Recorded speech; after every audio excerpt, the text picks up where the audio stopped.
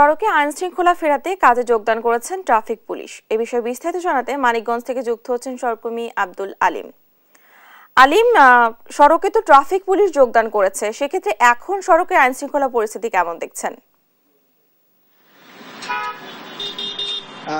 6 দিন পর গতকাল দুপুরের পরে মানিকগঞ্জে ট্রাফিক পুলিশ কাজে যোগ দেয় এবং যখন কাজে যোগ দেয় তখন ছাত্ররা এবং যুবদল, ছাত্রদল এবং বিএনপির পক্ষ থেকে তাদেরকে ফুল দিয়ে শুভেচ্ছা জানায় এবং তারা তারপর থেকে কাজে যোগ দেয় এবং তারা সড়কে শৃঙ্খলা ফেরাতে কাজ শুরু করেন।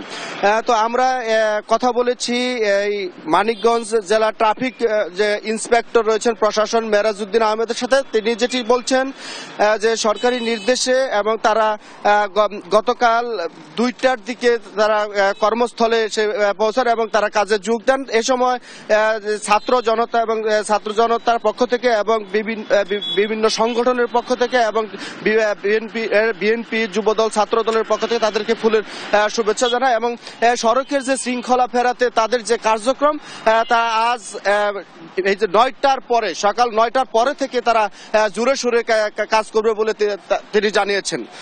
তো এ বিষয়ে ছাত্র জনতা এবং যে সাধারণ মানুষ যারা যেটি বলছেন তারা কিন্তু সাধুবাদ জানিয়ে বলছেন যে এই সড়কে শৃঙ্খলা ফেরাতে আসলে যে ছাত্ররা কিন্তু অক্লান্ত পরিশ্রম করেছে এবং যে ট্রাফিক পুলিশ এসেছে গতকাল বিকেলে কিন্তু ট্রাফিক পুলিশ এবং ফায়ার সার্ভিসে এবং বিএনসিসি এবং ছাত্ররা কিন্তু এই সড়কে শৃঙ্খলা ফেরাতে তারা কাজ করেছে।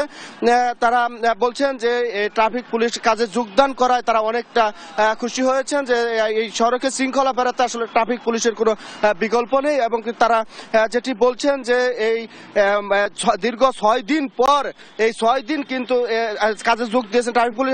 এই 6 দিন কিন্তু তারা ছাত্ররা এবং ফায়ার সার্ভিস, বিএনসিসি, তাদের আনসার সদস্যরা এই সড়ক নিয়ন্ত্রণে কাজ করেছে। তো আবার বিভিন্ন সামাজিক সংগঠনের পক্ষ থেকে ছাত্রদের এবং আনসার সদস্যদের কিন্তু অনেক সময় পানি, খাবার সহ সরবরাহ করেছে এবং সুশীল সমাজের পক্ষ থেকে যেটি বলছেন যে ধীরে ধীরে কিন্তু স্বাভাবিক হচ্ছে এই মানিকগঞ্জের ট্রাফিক ব্যবস্থা এবং এই যে সড়কে শৃঙ্খলা ফেরাতে তারা কাজ করছেন এবং আজ জোরে সোরেই তারা কাজ করবে বলে তারা জানিয়েছেন। তো আমরা কথা বলেছি আর পুলিশ সুপার গোলাম আজাদ খানের সঙ্গে। তিনি যেটি বলছেন যে থানার কার্যক্রম ইতিমধ্যে শুরু হয়েছে এবং ট্রাফিক পুলিশও কাজে যোগ দিয়েছে এবং কাজ জোরে সোরে আজ সকাল 9টার পরে থেকে তাদের যে পূর্ণাঙ্গ যে কার্যক্রম তারা সেটি চালাবেন। তো এই ছিল আমার কাছে মানিকগঞ্জের ট্রাফিক পুলিশের যোগদান নিয়ে সর্বশেষ খবর। ডানা।